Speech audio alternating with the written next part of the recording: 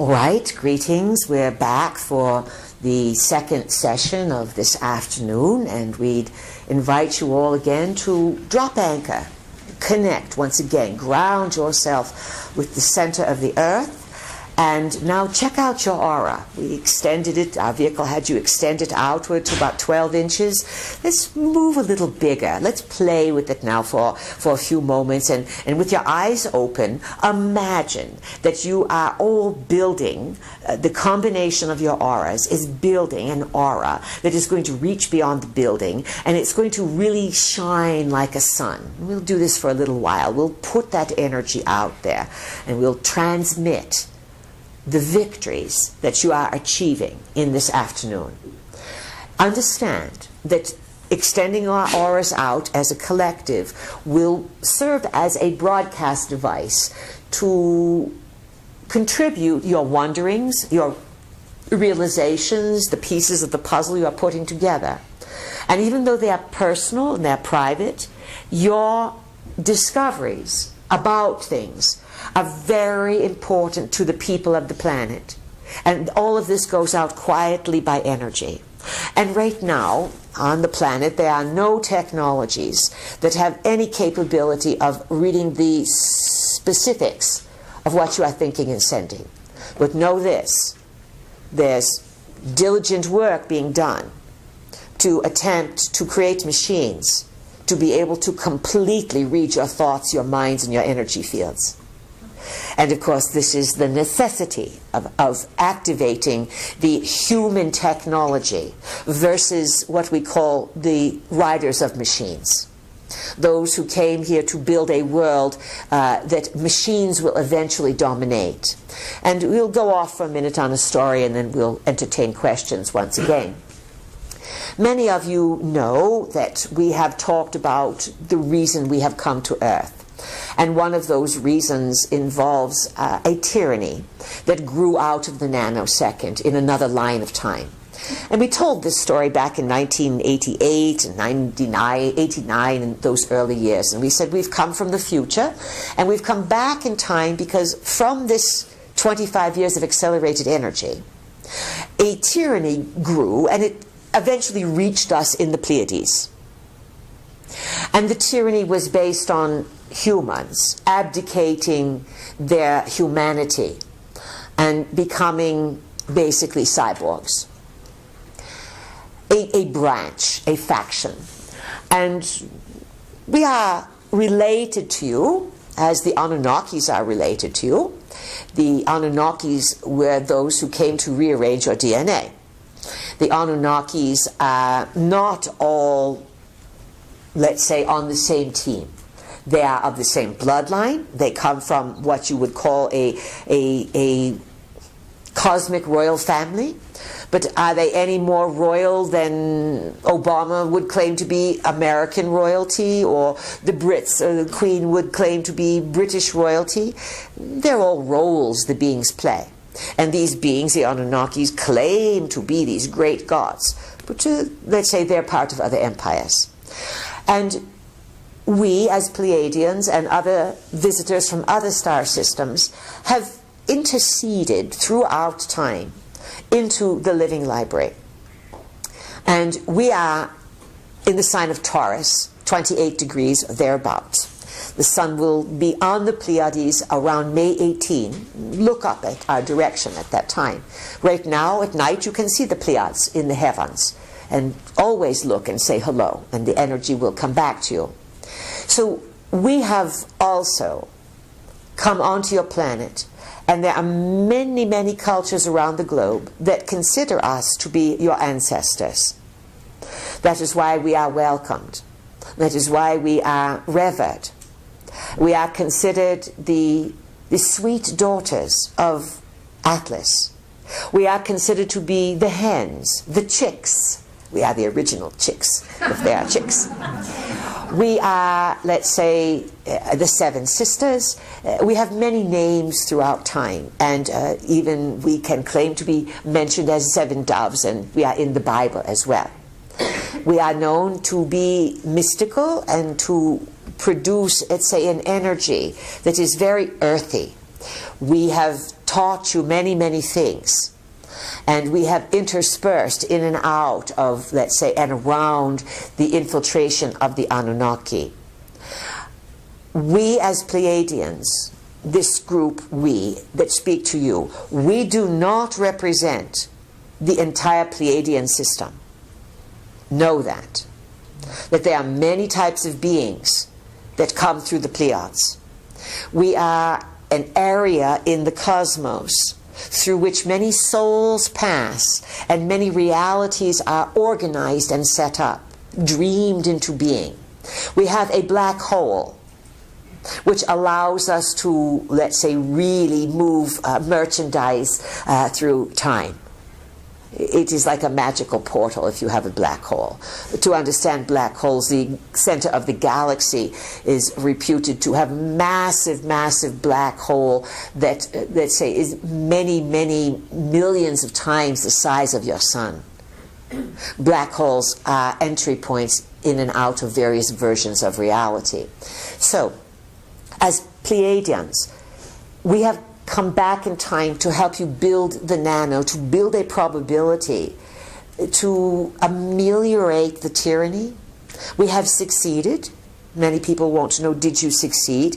Yes, we have succeeded in building this probability. And the tyranny is still there. But you are in a parallel world next to the tyranny world.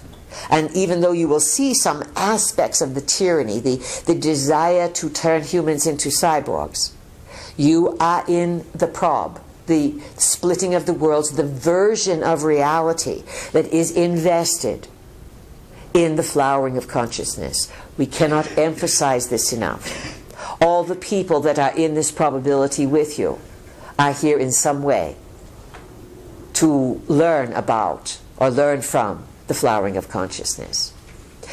And so it is important to understand that worlds split, and they split by agreements and by beliefs. And what you believe or what you are invested in can build a world, and it can build millions of worlds. And you can be in many worlds at once. You are not perhaps just in this world. These are the concepts of what are called probabilities. This is demonstratable in the science that is 100 years old now, called quantum mechanics, quantum physics. The idea of thought influencing, let's say, the outcome. The idea of a particle and a wave. This comes down to reality operating in the mind of the maker as energy. You are physical right now, and you are also energy. You will become more physically astute. You will contribute more physically. The more grounded you become, the more you want to be here, the more solid you build your energy field, the stronger the flowering will be. And then the more grounded you are, the greater will be your vibration of understanding yourself as energy. When you are not grounded, you cannot really understand yourself as energy. And you start bringing in beings from what we call the lower astral realms. These beings, again, some of them are lost souls, some of them are mischief makers, some of them claim to be aliens and all kinds of things. Lots of people who channel and open to this process, which is a very legitimate process. But if the people are not whole in themselves and ungrounded, they can pick up anything in the lower astral, and the lower astral is just waiting to say, well, I am God, I am the prophet, I am Allah, I am Virgin Mary, whoever, doesn't make any difference. They'll pass themselves off as anything. So if you are dealing with this, or you are knowing anyone dealing with this kind of thing, so you want to be strong and solid, so that when you are dialing up into the other realms, you are here and you are really calling on a telephone. You are not, let's say, letting them take you over. And do not be flattered by what beings from the other realms tell you. Even though you are powerful beings, we tell you that all the time. That is not a flattery, that is a fact in your terms that we want to encourage you to recognize it in yourselves and to start using it. So there are a few ideas to think of. Let's go back into discussion and questions. Now, we were discussing with Janet, we believe, the idea of what the new era is about, what is going to be important, again, biological technology versus machines, and how to deal with weather, the weather wars. Now, understand this. We'll pick it up from there. Yes, there are machines that are utilized that are based on ground technology that bounces off of satellite technology. And it is through these means, particle beams, all kinds of things, hidden technologies that were developed by Tesla over 100 years ago, this kind of thing, very far out, that many things are possible to manipulate. But when you are a manipulator, things go wrong. You understand? You are not rewarded for being a manipulator. Not at all. If there's anything that can muck up, it will. So these beings have this going for them all the time. That's why they have to run the airwaves and promote themselves and reward themselves all the time, because things are not that way. Nonetheless, these machine technologies are using natural forces of what you would call the elements. And the elements would be earth, air, fire, and water. And then the fifth element, the ether. And so these elements have their own intelligence, their own consciousness, their own vitality in their own right. And these elements are not happy being manipulated, just as you are not happy being manipulated. You with us? Mm-hmm. So when you accord the wind, the rain, the snow, the sun, the moon, all of these influencing factors, when you accord them intelligence and say hello to them and ask them to please guide and protect you, to ask them to work around you, and that you understand that they are being manipulated, and you understand that they are they have their own vitality, and you invite them to honor you because you honor their intelligence and their consciousness. This is some of the oldest ways of your ancestors and how they dealt with a churning, changing earth that was not being, let's say, manipulated by machines. It was natural processes the earth is going through. So when a storm is brewing, for example, we have taught many, many people over the years to mock it up, put it out there, talk to the storm. Hello, Sandy. I know you might be engineered, but you are. Your winds, your rain, your speed are real. And I'm going to sit with you. I'm going to ask you, please, to spare me. And I ask for protection around my property, the trees, my home. And I'm going to sit with you as you burn and rage while you are being manipulated. And I ask you, please, to clear things around me so that I can see with greater clarity, but I am safe. Many, many people who know how to do this have reported that the house down the street, or houses down the street, all without power. Not their house, their power's on. You understand? People lost their roof, everything's crashing, burning around them. Not their house, they're fine. So the dialogue that you learn to have with nature and with the forces that are around you are absolutely, positively essential for you to do. Now, when you lived in a simpler environment, meaning that when you were more tribal, village-like, clan-like, living in smaller conclaves, closer to the earth, walking more perhaps, having to milk the cow, brush down the horse, run after the goat, this kind of thing. These are historically common events that have gone around for thousands and thousands and thousands of years. When you lived in such a way, you automatically talked to earth, the elements, the animals, and the creature. What else was there? Do you understand? You knew these things. Your body knew them. Now, as you have moved as a people further and further away from considering yourselves part of nature, your scientifics have convinced you that you are separate from nature, that you observe nature, that you are superior to nature. It's wrong.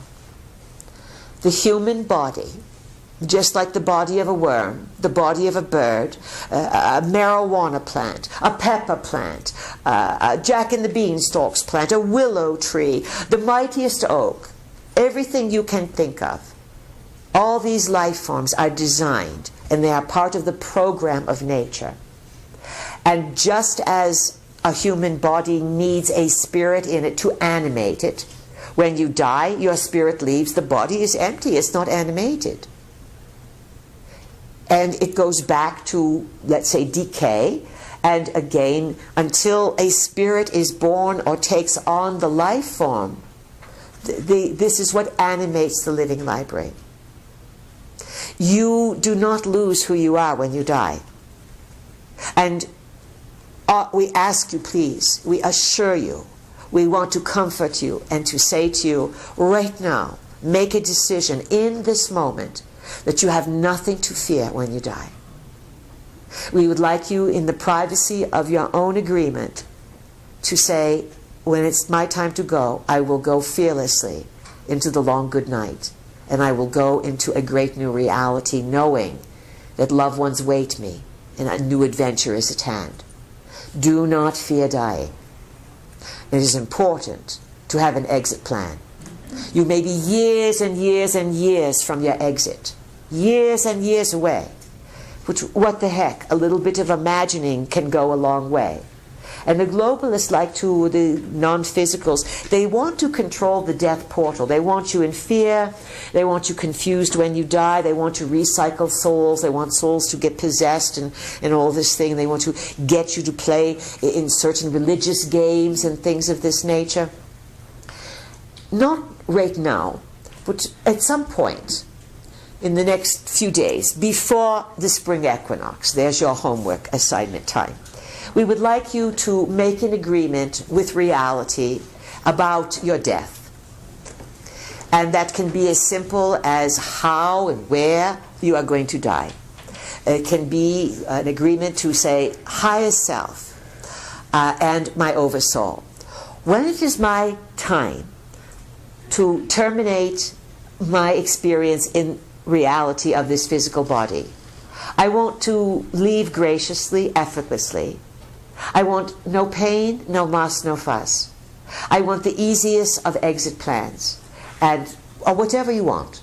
And then by putting this picture out there, you are already conditioning the space for how you're going to exit. Do you know how many people are afraid of dying? And then they get sick, because being afraid of dying makes them sick.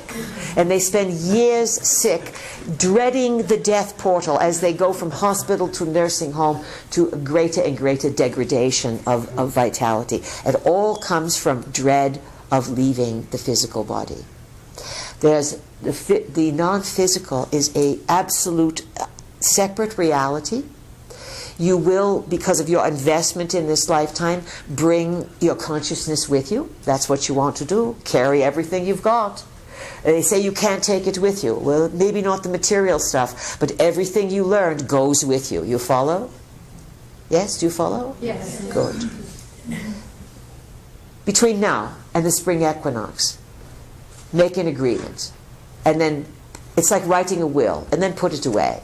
Every once in a while, know that when your time comes, it's going to be good. And forget about it.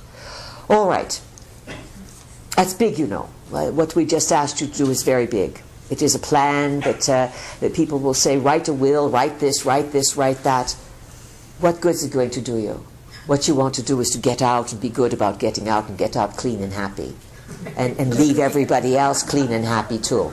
That's the victory. That's the big victory. It will all happen, believe us. All right, let's do questions now. We've given you more things to think of, and we'll do our best to cover your questions, because you are asking very appropriate and good things.